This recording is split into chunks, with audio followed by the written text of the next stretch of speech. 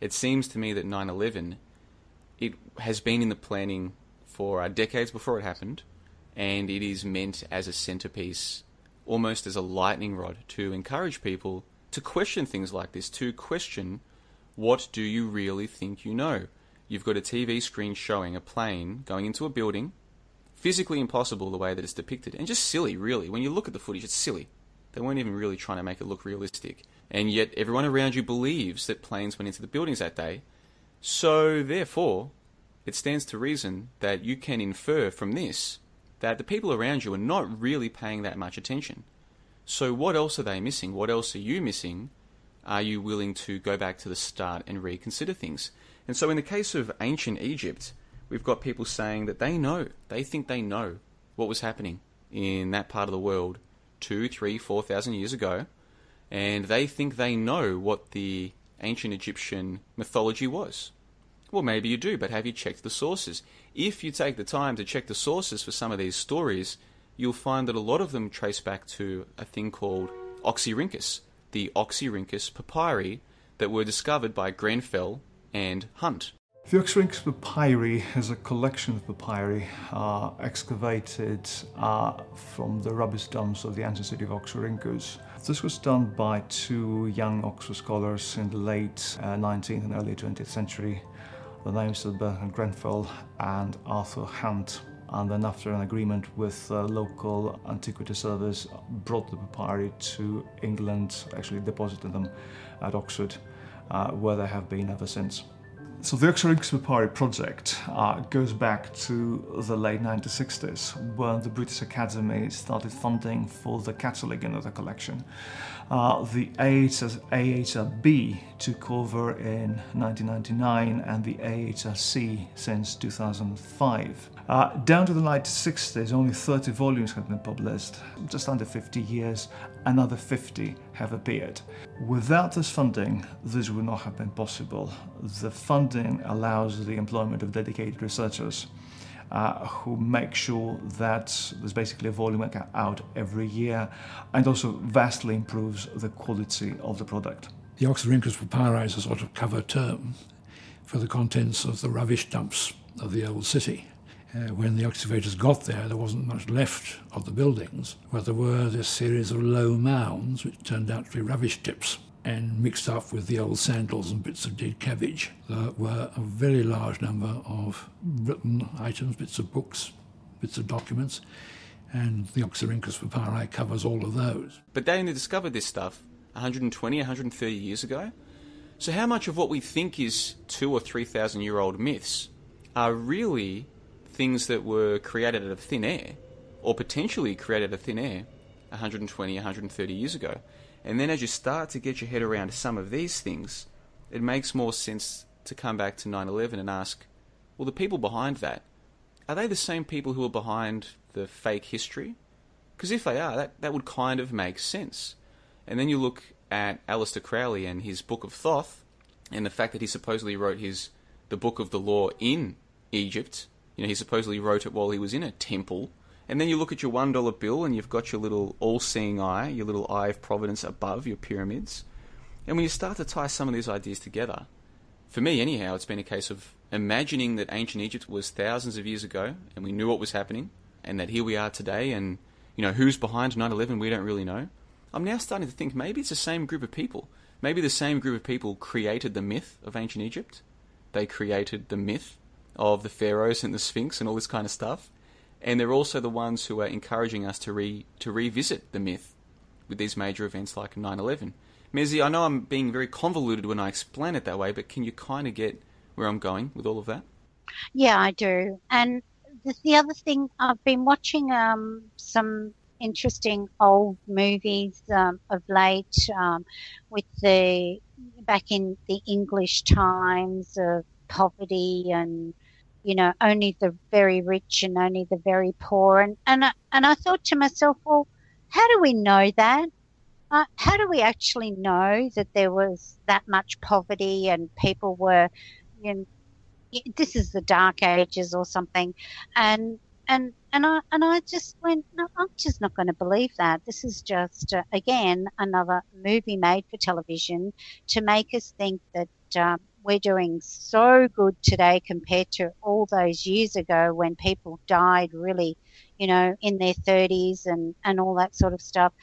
I just refuse to take that as the way the movies go, with all the poverty and all the rich people doing all the nefarious stuff and to the poor poverty people.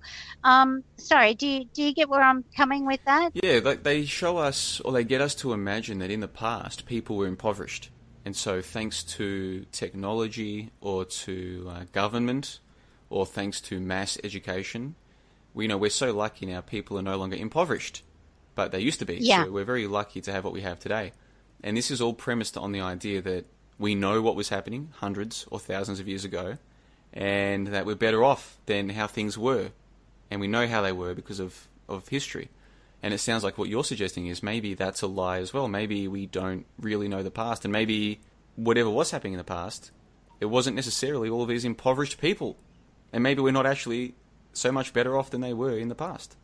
Yeah, exactly. Yeah, and so who is giving us this ancient history? And in the case of ancient Egypt, and again, guys, I hope I'm wrong. Please, someone, check the primary sources, come back to me with some evidence that this is not all make-believe, but my research suggests that a lot of what we think we know about ancient Egypt goes back to Grenfell and Hunt and the Oxyrhynchus papyri. And the official story of the Oxyrhynchus papyri is that it's an ancient tip or a burial ground or a disposal facility or something like this.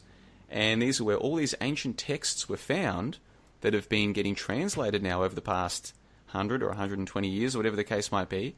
And it's from these texts that we derive our knowledge of ancient Egypt. So this is one of the original tin boxes that came from Egypt, full of papyri. This is the way the papyri look like when they're picked from the ground. A massive small fragments that look like cornflakes. And if I pick up one here, I can see the beginnings of two lines with Greek names. These are all now in a line for judicial conservation, which will allow us to see what they actually say. You can rebuild the papyrus from its fragments, but you also rebuild Oxyrhynchus from its papyri. The other side is the detective side. Well, here is this piece of brown stuff with writing on. What is it? And when you find out what it is, what does it say? When you find out what does it say, you think, how does it relate to other things? And, of course, different things strike different notes in you. In one way, I'm always glad to find a piece of Greek poetry, because that's a thing of beauty. In another way, I always like to find a private letter, because for a moment you get a kind of snapshot of someone's real life. With the papyri, there's always something new to say. Something that will keep you excited, something that will never allow you to be bored. But of course, when you're sitting in your grade 3 or grade 4 class learning about the pyramids, or you're sitting in your university history class learning about the ancient historians, you're probably not being told in direct terms, oh, by the way, all the stories we're telling you come to us from 120 years ago discovery by dudes from Oxford University or from Cambridge University who claim to have discovered mountains of 1,000-year-old documents. Okay, that part isn't necessarily explained at the outset. You've got to dig to find that. And then when you find out that so much of what you think you know about ancient Egypt comes from this single questionable source, you can't help but wonder if maybe this is all part of a broader thing that's taking place, this creation of myths today. So we think that the ancient Egyptians had myths, but in fact, ancient Egypt is our myth today. If you get where I'm going with that, Mizzy, it's like, like, we're so much smarter than the ancient Egyptians who believed that the sun was God, and they used to walk around, making funny dance poses, and they used to worship their king and get on their knees and bow to the king who they thought was, God's incarnation on earth, and they built these pyramids, and they were either slaves or they worked for beer and bread, or who knows what the story is now. And we have all these ideas of the past, but actually all of those ideas are mythology. This is our mythology today, that there even was an ancient Egypt to begin with. Yes, well, literally rubbish, isn't it? They found it in a rubbish tip. Well, I can't believe it survived thousands of years. Hold on a second, I'm going to double check that, because you're right, it is. Their story is literally rubbish, if my memory of this is correct. So let me double check this. This is Oxyrhynchus papyri from Wikipedia. The Oxyrhynchus papyri are a group of manuscripts discovered during the late 19th and early 20th centuries by papyrologists Bernard Grenfell and Arthur Hunt at an ancient rubbish dump near Oxyrhynchus in Egypt. The manuscripts date from the time of Ptolemaic, 3rd century BC, and Roman periods of Egyptian history, 32 BC to the Arab conquest of Egypt, 640 AD. Although most of the papyri were written in Greek, some were written in Egyptian, Latin and Arabic. Since 1898, academics have puzzled together and transcribed over 5,000 documents from what were originally hundreds of boxes of papyrus fragments the size of large cornflakes. This is from Wikipedia, okay? Let me reread that passage from Wikipedia. Since 1898, academics have puzzled together and transcribed over 5,000 documents from what were originally hundreds of boxes of papyrus fragments the size of large cornflakes. Mezzy, this is the official story. Unbelievable. That's unbelievable, isn't it? Yeah, I mean, come on, you just gotta... That's a true story. This is the official story. Now, people who haven't looked into this prior to hearing me talk about it would have every right to say, well, hold on, JLB, who's to say that the Oxyrhynchus papyri is so important? They must have other sources. They must, that not all of what we think we know about ancient Egypt comes from Oxyrhynchus. You're ignoring the other sources. And to these people, I would say, great, please go and find me the other sources. You find me the primary sources that any historian claims to have about ancient Egypt, and I will inspect them. But when I start checking through stories about ancient Egypt and ancient Greece, repeatedly the sources trace back to the Oxyrhynchus papyri. It hasn't happened to me once or twice. Constantly I find myself coming back to the Oxyrhynchus papyri, which, as Mezzy has correctly identified, is literally a load of rubbish. The Oxyrhynchus papyri is a collection of papyri excavated from the rubbish dumps of the ancient city of Oxyrhynchus. This was done by two young Oxford scholars in the late 19th and early 20th century. The names are Bernard Grenfell and Arthur Hunt. And then, after an agreement with local antiquity service, brought the papyri to England, actually deposited them at Oxford, where they have been ever since. Excavated from the rubbish dumps of the ancient city of Oxyrhynchus. Excavated from the rubbish dumps of the ancient city of Oxyrhynchus. Yeah, I wonder how many other rubbish tips they had around there. Yeah, and so. I mean, come on, how many thousands of years later? It's just, oh God, it's just stupid. Yeah, and look, people might listen to this. This might be the first member Skype call they've heard, and they might be thinking, hold on, I'm not understanding all of the tie-in here. Okay, so the Oxyrhynchus papyri were discovered in the 1890s, okay? 1890s. People like Aleister Crowley come along and he writes his Book of the Law, supposedly in one of these ancient Egyptian tombs, in the early 1900s. So people like Crowley come along after the Oxyrhynchus papyri. So here we are today in 2018, and most of us were taught about ancient Egypt on television screens and at school, and the stories that we were given were about what supposedly happened thousands of years ago. What I'm suggesting is that much of what we think we know comes from 1890 and the Oxyrhynchus papyri, the rubbish dump. Then people like Aleister Crowley, or characters like Aleister Crowley, come along and they further popularise and mystify the ancient Egypt story by writing things like the Book of the Law, by saying that they wrote that book in a pyramid, by writing their own Book of Thoth, which is a tarot card which supposedly has connections to ancient Egyptian mysticism. Then fast forward to our present time today, and we've got people like the Sync guys doing some really cool work making connections between the monolith, Stanley Kubrick, 9/11, Truman in the Truman Show, the number 17, all these kinds of things, really cool stuff.